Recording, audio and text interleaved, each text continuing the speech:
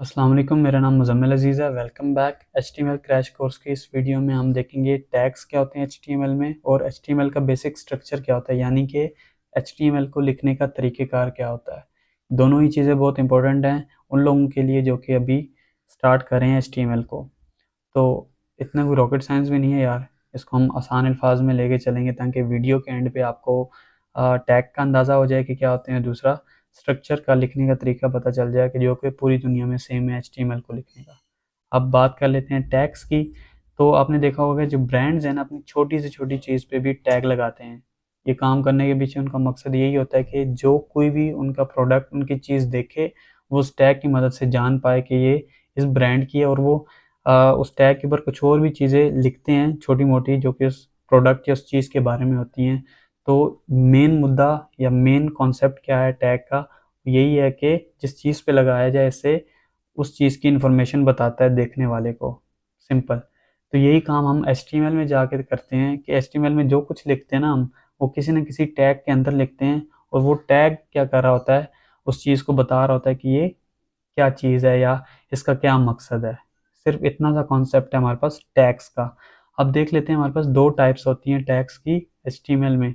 पहली टाइप क्या है हमारे पास, नॉर्मल टैग जिसे हम कह सकते हैं, नॉर्मल टैग। और दूसरा क्या है हमारे पास, सेल्फ क्लोजिंग टैग। ठीक है। अब हमारे पास जो नॉर्मल टैग है वो क्या होते हैं, दो चीज़ों से मिलके बनते हैं, ओपनिंग टैग और क्लोजिंग टैग। अब आप कहेंगे कि ओपनिंग टैग क्या है, क्लोजिंग टैग क्या है, बताते हैं। इन दो चीज़ों को मिलके हम नॉर्मल टैग बना सकते हैं। फॉर एग्जांपल जो ओपनिंग टैग है वो क्या होता है, उसको लिखने का तरीक़ेकार होता है लेस देन साइन, उसके बाद टैग का नेम और ग्रेटर देन साइन। ये हो गया ओपनिंग टैग। क्लोजिंग टैग क्या होगा, सेम टैग नेम जो ऊपर लिखा होगा वही, और आपके पास एक स्लैश आ जानी है स्टार्टिंग में। अब ये जो टैग नेम मैंने लिखा है, इसकी जगह आप कोई भी नाम दे सकते हैं टैग को, लेकिन शर्त यह है कि ऊपर वाला जो नाम है वो अपने क्लोजिंग टैग में भी वही नाम होना चाहिए और स्टार्टिंग में एक स्लैश लगी हो।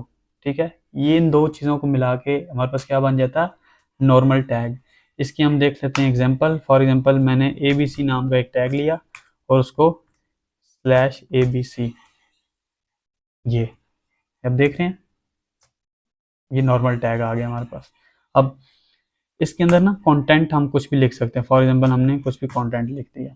ठीक है। अब ये कंटेंट जो है या जो कुछ लिखा हुआ है, ये क्या है कि ABC जो टैग है वो बता रहा होगा इस कंटेंट का मकसद, वो हम आगे जाके देखेंगे, लेकिन टैग का ये चीज़ है। ठीक है। और एक और बात, ये जो नॉर्मल टैग है ये अपने कंटेंट पे या इसके अंदर जो कुछ हम लिखते हैं ना उस पर डिपेंडेंट है, मतलब कि उसका मोहताज है, उसके बगैर ही कुछ नहीं। फॉर एग्जांपल मैं कंटेंट को ख़त्म कर दूँ, इसको खाली छोड़ दूँ, तो इसका कोई मकसद नहीं है यहाँ पे।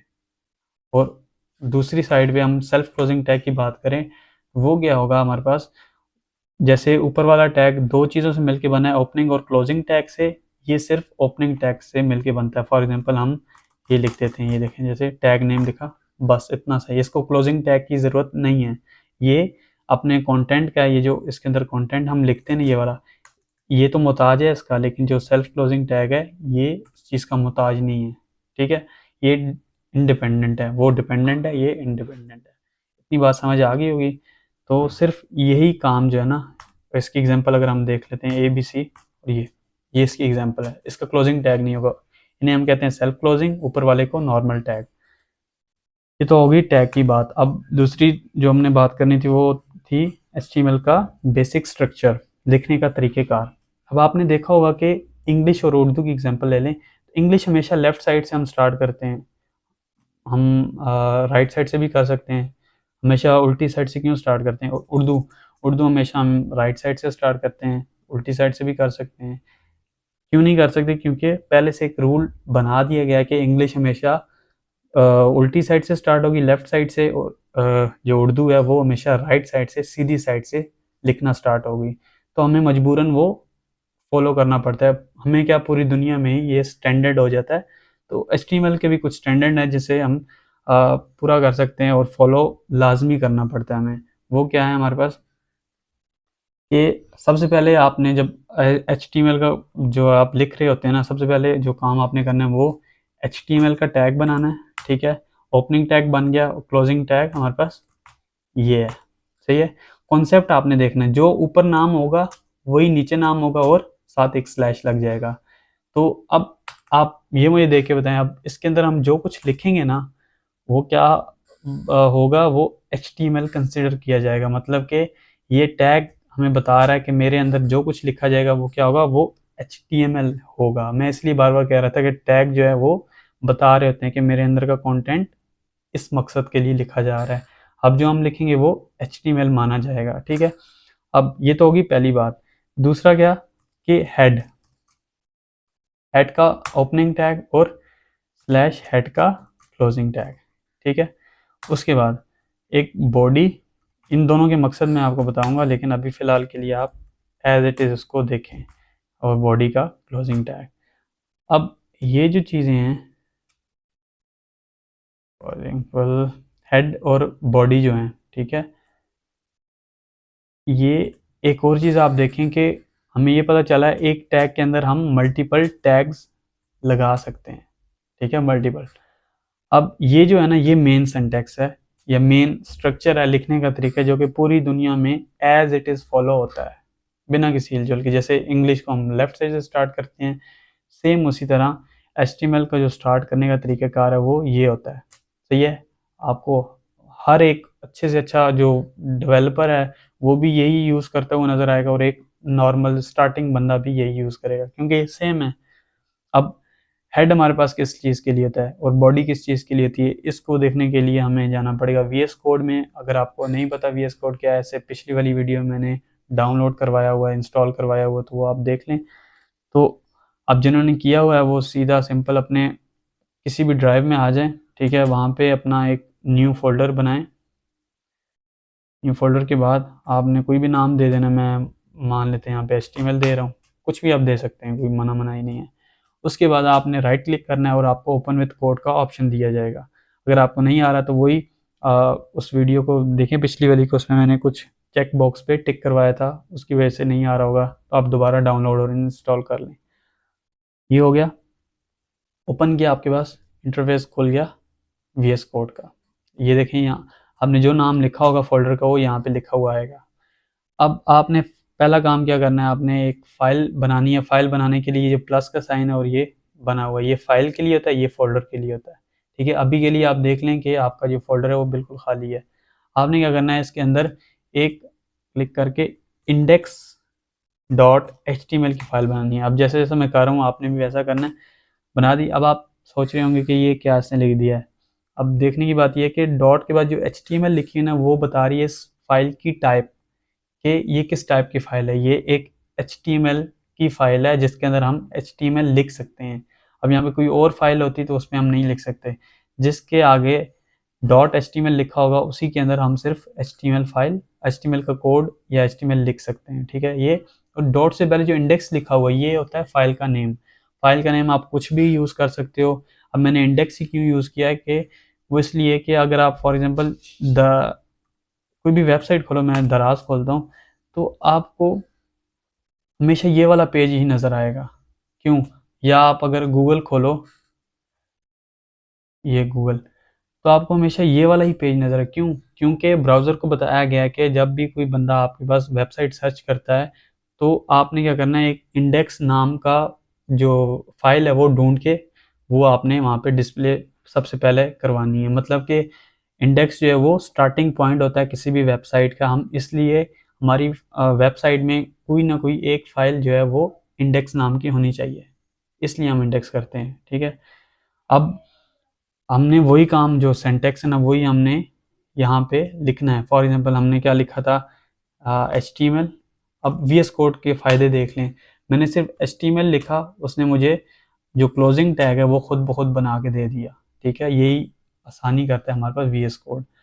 तो HTML, उसके बाद हमने क्या कहा था, हम हेड बनाएंगे, ठीक है। हेड बना लिया, उसी तरह हेड भी उसने बाय डिफ़ॉल्ट मुझे करके दे दिया। फिर उसके बाद बॉडी, ठीक है, ये बन गई। अब हेड और बॉडी का क्या मकसद है, आप ये देख रहे हैं, ये जो ऑनलाइन शॉपिंग इन पाकिस्तान लिखा हुआ है, या ये गूगल लिखा हुआ है, ये कैसे लिखा जाता है? मतलब कि हेड जो है वो इस चीज़ के लिए यूज़ होता है कि यहाँ इस चीज़ का नाम हम दे सकें। मतलब कि ये जो पेज का जो है ना, फॉर एग्जांपल ये पेज है पूरा, पहले इसको समझें, और ये उसका ऊपर एक किस्म का टाइटल आप इसे कह सकते हैं। तो हेड के अंदर हम क्या करते हैं, एक टाइटल लिखते हैं, टाइटल का टैग होता है हमारे पास, ठीक है।